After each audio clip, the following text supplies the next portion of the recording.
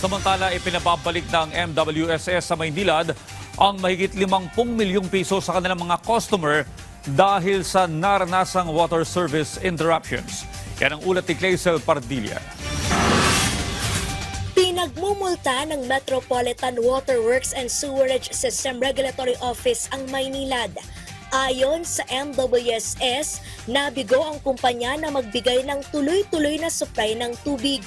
Kapos din sa itinakdang pressure o lakas ng tubig ang inihati dito sa mga customers. So, higit 54 na milyong pisong pinansyal na parusa ang ipinataw ng MWSS na pinababayaran sa Maynilad sa pamamagitan ng rebates.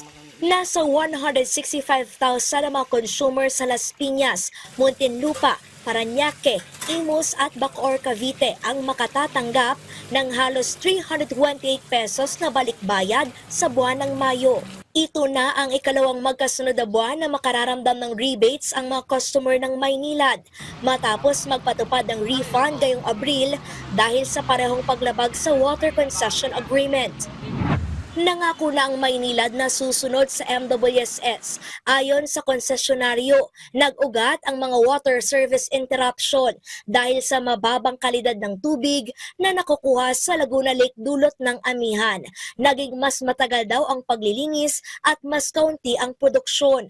Magpapatupad daw ng karagdagang hakbang ang kumpanya para mapatatag ang supply at mapabuti ang serbisyo sa mga apektadong lugar.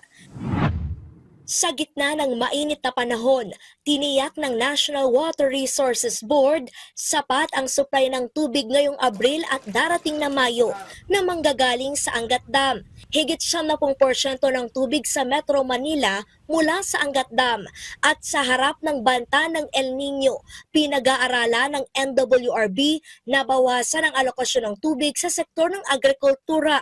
Yan ay para bigyang prioridad ang pangangailangan ng mga consumer.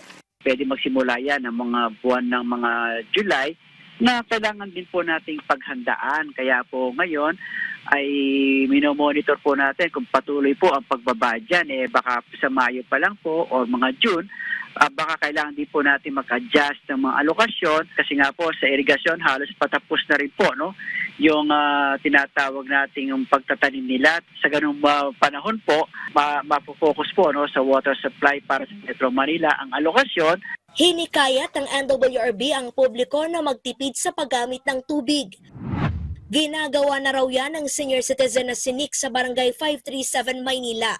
Sa mahal kasi ng presyo ng mga bilihin, kailangan maging masinop. Yung mga ginamit namin tubig, yun ang pinagdidilig namin ng halaman. Yung mga ibang pinagugasan ng kanin, ng bigas, pinagdidilig namin ng halaman. Clazel Pardilla para sa Pambansang TV sa Bagong Pilipinas.